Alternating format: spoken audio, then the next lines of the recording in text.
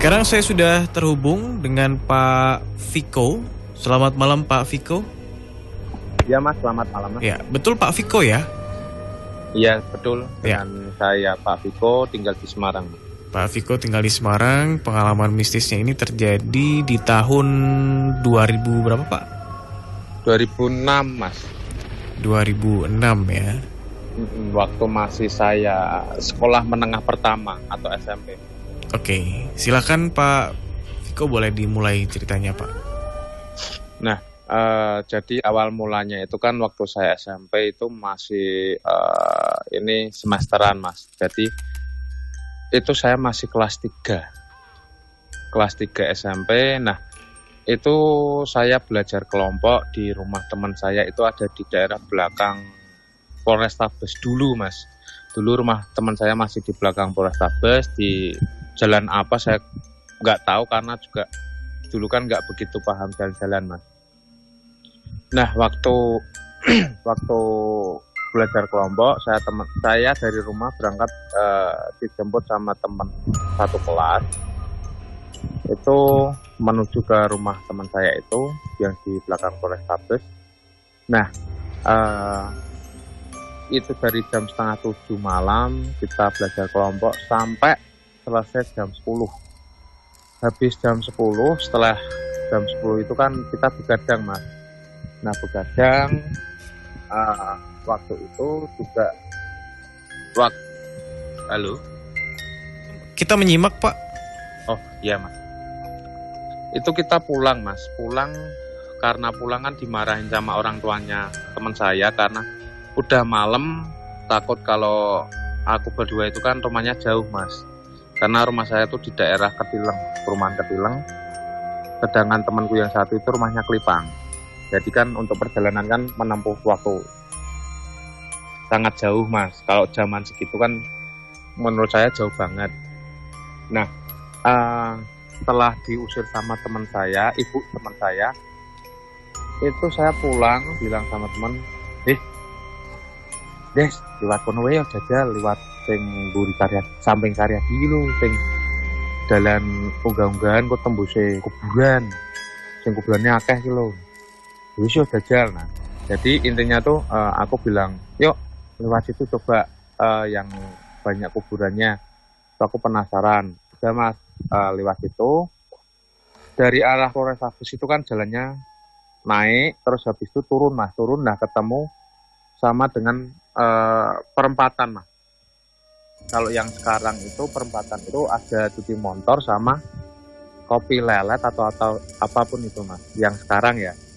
Nah, maju dikit itu kan sebelum sampah, karena jalan itu dulu masih ada satu petak. Itu makam.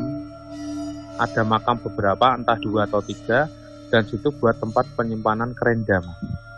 Tapi sekarang udah dibikin rumah. Nah, ketika setelah ngelewatin itu,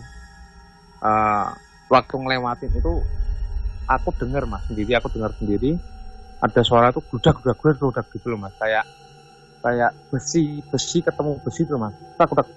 Dulu kan keranda itu kan dulu masih yang warna hijau Mas, bukan aluminium kayak sekarang itu lah Mas. Nah, saya lihat waktu gludak-gludak, waktu lihat di depan persis lewat itu kayak kerandanya itu gludak gitu loh Mas.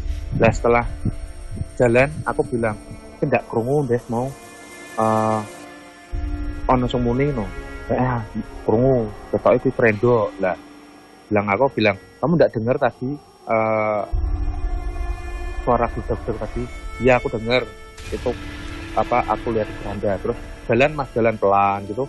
Terus aku noleh belakang karena penasaran nih Mas. Noleh belakang itu enggak ada apa-apa Mas tadinya. Terus ketika temanku lihat spion bilang, Des, belok ombri, kayak kerendone ngoyak.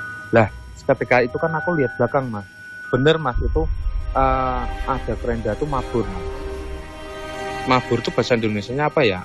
Terbang. Terbang itu sekitar 5 meter dari aku naik motor Mas. Nah setelah itu kan otomatis kami berdua kan takut mas. Wong saya juga masih SMP kan, takut, badan udah keringat dingin semua. Nah dari perjalanan itu waktu dikejar itu aku sampai tengah mas, sampai tengah sebelum naik masih jalan lurus.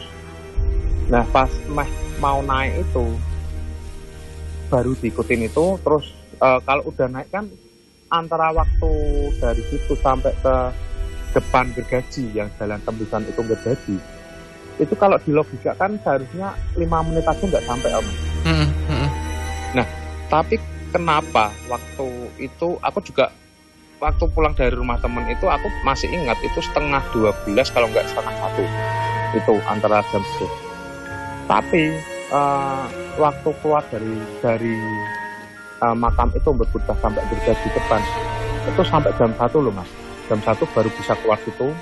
Nah aku berpikir kok sampai setengah jam aku masuknya tuh jalan lewat itu, padahal udah digas banter mas sama teman saya mas.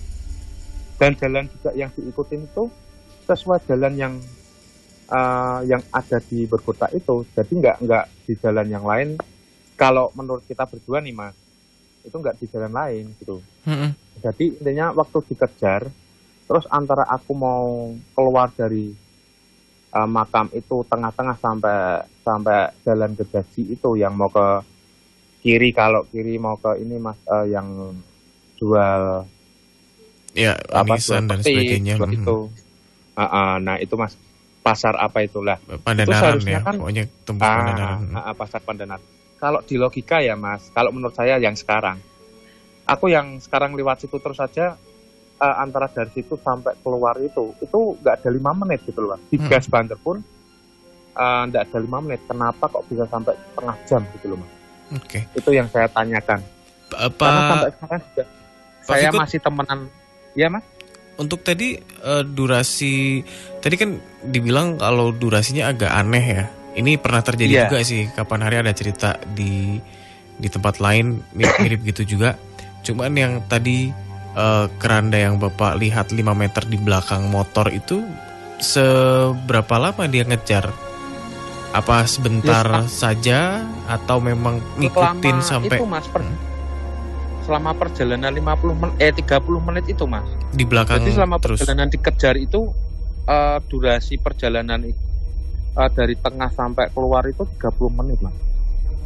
Yang sebenarnya harus bisa ditempuh itu kurang lebih 5 menit kurang lah itu. Kalau keadaan posisi kita ngegas banter itu 3 menit pun sampai gitu mas, maksudnya sudah sampai keluar. Tapi kenapa kok waktu dikejar kita udah gas banter dan sampai gas pun posisi udah pol gitu mas. Itu sampai. Tapi itu jaraknya selalu stabil ya, maksudnya tidak kadang dekat kadang jauh mas. Saya nggak bisa bayangin sih traumanya gimana tuh. Banget gitu mas. Terus kadang agak mundur jauh gitu mas. Jadi nggak stabil 5 meter terus enggak mas. Jadi kadang tuh deket banget di belakang saya karena saya posisi itu kan saya bonceng mas. Nah otomatis kan yang benar-benar takut kan aku waktu itu. Kalau sekarang tempatnya itu udah dibikin rumah mas. Iya. Sekarang kalau misal malam-malam lewat situ nggak pak? Biasa aja mas, udah nggak bayangin apa-apa. Lah semenjak dari itu kejadian itu sampai sekarang pun saya trauma banget yang namanya keranda mas. Entah itu maaf tetangga saya meninggal pun saya nggak berani masuk untuk doa di itu kalau ada kerandanya. Tapi kalau nggak ada keranda saya masuk ke rumahnya untuk doa itu yang meninggal tetangga saya. Tapi kalau udah ada keranda saya langsung masuk rumahnya. Dimanapun tempat kalau ada keranda aku udah lari. Makanya kok kayak trauma sampai sekarang belum. Pak kalau boleh dikasih tahu itu berarti gambarannya kayak gimana sih? Keranda itu berarti polosan gitu kan? Ini mas kayak ya polosan gitu mas. Kerandanya tuh kayak yang zaman dulu itu kan kerandanya warna hijau mas, yang masih kayak model plat-plat itu loh mas. Oh iya, tahu. Kalau yang sekarang itu kan bulat-bulat seperti dibikin jari stainless itu loh mas. Kalau yang sekarang. Tapi kalau yang keranda model dulu kan seperti kayak plat, terus teralis, terus dicat warna hijau gitu Mas. Jadi cuman terbangnya itu posisi keranda polosan gitu Mas. Polosan kosongan gitu, bukannya yang ada tutupnya gitu. Bawah. Belum, bukan ya Pak? Bawah ya satu-satu loh Mas, yang buat ngangkut, yang orang-orang biasa minggul kanan kiri, terus sama tutupnya itu Mas. Jadi tapi nggak ada yang kain hijaunya itu nggak ada. I see, paham. Jadi murni kayak ibaratnya kayak dari tempat itu, terus habis itu terbang ngikutin gitu ya Pak ya? Iya Mas. Ini saya nggak bisa bayangin gimana traumanya sih. Mas Feb, silahkan Mas Feb. Ini menarik banget Mas Febri. Ya, selamat malam Pak Viko. Ya, selamat malam Mas Febri. Ya, ini cerita cukup menarik ya Mas ya. Dan memang benar ya, yang saya tangkap ya, pada waktu itu memang di situ ya, di daerah situ memang kalau saya yang bilang sih sering kali usil gitu, memang gitu. Dan kenapa kok sampai bisa mengejar Pak Viko ya? Ini ya mungkin apa ya, ketidaktahuannya Pak Viko sama teman itu tadi ya. Pada waktu lewat situ terus kayak dengar keranda bergerak itu. Pada waktu itu di situ pula dibicarakan gitu Mas. Oh. Apa Mas? Gimana Mas Febri? Ya, ini dari kesalahan dari apa ya, ketidaktahuannya Pak Viko gitu ya. Iya. Pada waktu Pak Viko lewat situ sama temennya, itu kan pertama kan sempat dengar kayak geledak-geledak gitu ya Pak ya. Iya benar. Ya. Pada waktu itu Pak Viko sendiri sama temennya membicarakan hal tersebut gitu loh. Oh, langsung dirasani gitu Pak. Itu yang membuat yang memancing sosok tersebut ya. Keranda tersebut kayak mengikuti, kayak mengejar itu, yang memancing sosok itu gitu. Jadi mungkin waktu itu kalau misalnya nggak diomongin di situ nggak bakal ngikutin Mas. Nggak bakalan. Tapi dia tetap terbang atau tetap di tempatnya atau gimana? Kalau gangguan pasti ada pada saat itu ya. Kalau gangguan pasti ada, tetapi sampai ke mengejar, sampai mengikutin itu nggak ada. Gitu. Kalau seandainya tidak dibicarakan langsung gitu ya. Iya. Itu. Nah, ya. Gini Mas. Kalau kata orang nih Mas, ya aku kan antara percaya nggak percaya. Kalau 2 atau 3 orang itu kalau dilihatin hal kayak gitu, itu pastinya hanya 1 orang. Tapi kenapa kok ini aku sama temanku tuh bisa lihat semua langsung gitu Mas? Itu kan tak tanyain kan, kok sampai dua-duanya di intinya ki diweruhi kabeh ngono lho Mas. Sing sakjane jane cuman sak wong tok antara kumpulan. Ini kenapa kok dua-duanya gitu? Ya. Jadi gini ya Pak ya.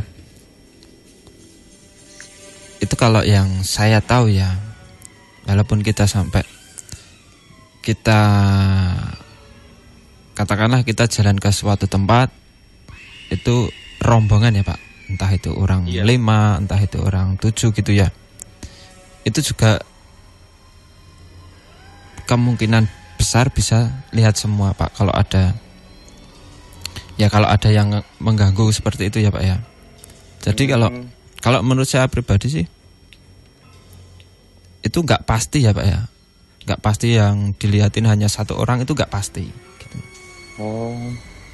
Mungkin tergantung energi dari jinnya itu kali ya Mas. Kalau memang dia sosok yang kuat dan sebagainya ya berapa bisa salah satu faktor itu juga bisa. Terus yang dominan yang memperkuat lagi ya Mas ya, itu faktor, katakanlah pada hari itu tibone apes kita gitu. Oke. Ya. Nah, itu Mas Febri, maaf saya mau tanya. Saya potong bentar. Itu yang gerakin kerandanya itu siapa ya, Mas? Atau ada makhluk makhluk astral gitu, atau emang itu bisa bergerak sendiri? Kok kayak aku tuh seperti kok koyok neng film-film ya, keren tuh so gerak diri, so mabur, so ngoyak. Nah, itu Mas sampai sekarang tuh kok yang jadi penasaran tuh kok bisa mabur, terbang, kok bisa ngejar. Nah, itu Mas. Iya. Iya. Kalau di keranda tersebut ya Pak ya, itu sudah pasti ada sosoknya. Dan sosok yang ada di keranda tersebut ya, yang saya tangkap itu